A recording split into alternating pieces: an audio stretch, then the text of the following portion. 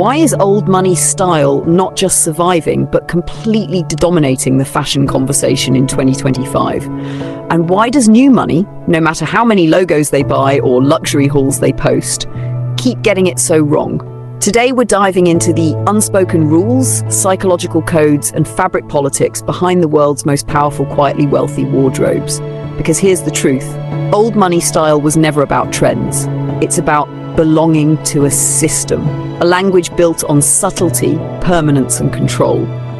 And right now, as fashion circles back from logomania and hypervisible influencer luxury, the world is rediscovering what the elite never stopped doing. While social media exploded with quiet luxury content in 2024, think stealth wealth, vanilla girl, old money aesthetic, what most people missed is that for those who've had wealth for generations, it was never an aesthetic. It's a code. A system of behavioral cues, fabrics, fits, and social signals that quietly separate those who belong from those performing. Let's talk about what that actually looks like. In 2025, old money style is built on fabrics first. Cashmere, baby alpaca, hand-loomed wool, silk twill. Not because they're expensive, but because they age beautifully. The hallmark of wealth is longevity, not novelty. A jacket bought today should still be wearable in 20 years. The Row, Loro Piana, Anderson & Shepherd, and Brunello Cucinelli master this, while new money shoppers chase the next logo sneaker drop. Behavioral codes matter even more. True wealth doesn't announce itself. Old money avoids obvious status symbols because in their world, signaling wealth to outsiders is considered poor taste. A beat-up, custom-made John Lobb loafer says more in old money circles than a brand new logo-covered Dior shoe ever could. And here's what new money consistently gets wrong: over-signaling. Loud, branded pieces, excessive trends, and seasonal flexes aren't how the elite communicate. In fact, it marks you as someone newly arrived, still proving you belong. Look at the cut of a Kiton jacket, the drape of a Zegna overcoat, the understated precision of a Charvet shirt. There's no logo, no screaming price tag, just flawless tailoring and fabrics only the initiated recognize.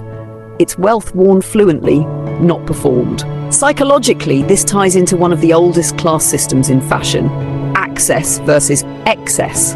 Excessive consumption is often a trait of new money, eager to display what they've acquired.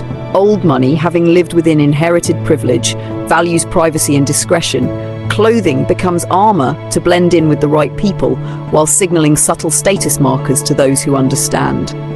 Even in 2025, at private clubs in London, on yachts in Capri, or at discreet countryside weddings, you'll spot linen suits from Anderson & Shepherd, summer knits from Fedeli, and hand-stitched Cesare Attalini sport coats.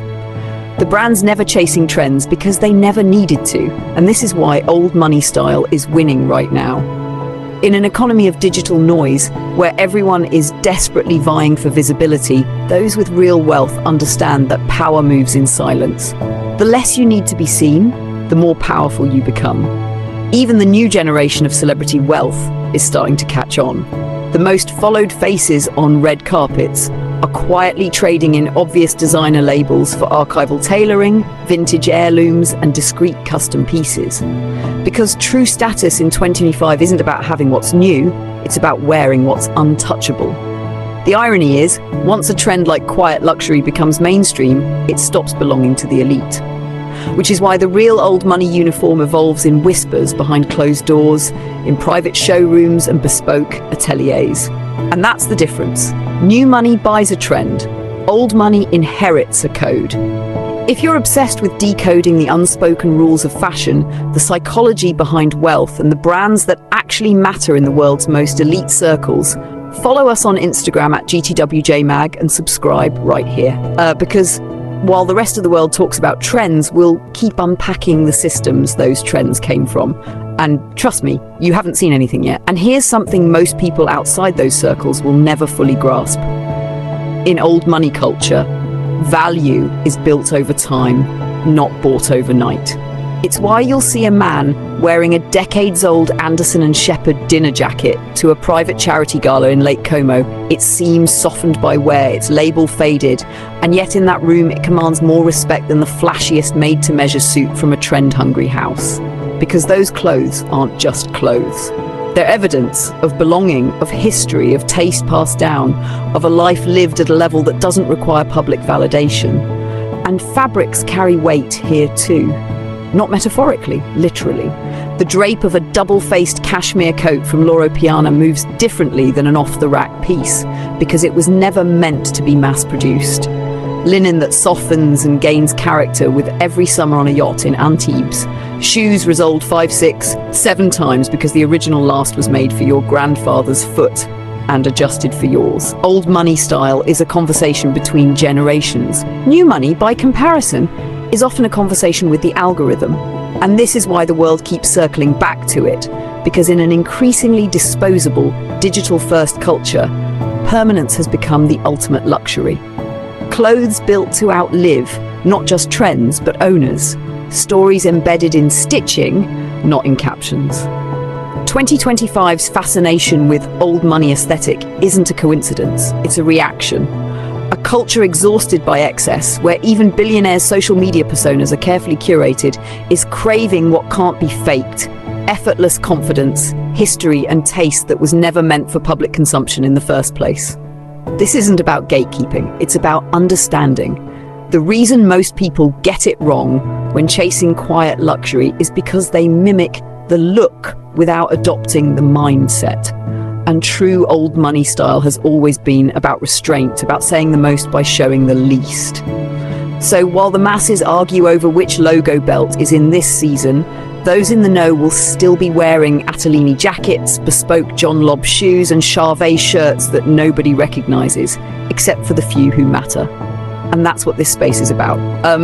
If you're drawn to the psychology behind old money style, the behavioral codes of wealth, and the brands the truly rich have worn for generations, stay with us. Follow at GTWJMag on Instagram for more of these unfiltered deep dives, and subscribe to this channel because we're not chasing trends here.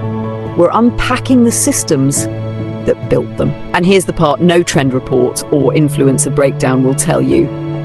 In old money culture, your clothes are never meant to speak louder than you do. Which is why the people who truly move wealth, power, and influence globally could sit next to you at a restaurant, dressed in the simplest navy wool sweater and khaki trousers, and you'd have no idea you were in the presence of someone who quietly owns half the room. Because that's the game. Status signaling in old money circles isn't about standing out to the public. It's about being instantly recognizable to those inside the room and invisible to those outside of it.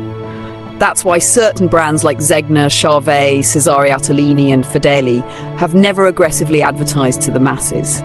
Their business survives and thrives on generational loyalty, personal relationships, and private recommendations.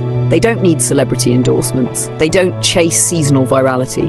Their value is cemented in heritage and scarcity, not hype. Even the way these garments are worn matters. Old money style isn't about perfection, it's about ease. A hand-rolled silk pocket square casually tossed into a jacket pocket, loafers softened by years of wear, linen trousers with a lived-in crease. It's an elegance so natural it never feels calculated, which is why new money rarely gets it right. You can't buy ease, you inherit it. And in 2025, with the world hyper-aware of wealth inequality, performative consumption is starting to lose its appeal. Overt displays of excess are less about aspiration and more about tone deafness, which is why you'll see the most elite quietly retreating into this old system of coded dressing where fabrics and fit matter more than followers and confidence is measured by how little you need to prove. That's what old money has always understood, and what the rest of the world is starting to remember. If you're watching this, you probably feel it too. That craving for something less performative, less trend-driven, a desire to understand the real language of status, where a perfectly tailored navy cashmere blazer says more than 1,000 Instagram captions ever could. And this is why at GWJ we'll keep bringing you these deep dives. Because while the rest of the internet argues over what's in, we're studying what lasts. Follow JMag on Instagram for your daily fix of the unspoken codes of wealth, fashion psychology, and the hidden world of old money style. Subscribe here, because this isn't just about clothes, it's about what those clothes mean. And trust me, you're going to want to know.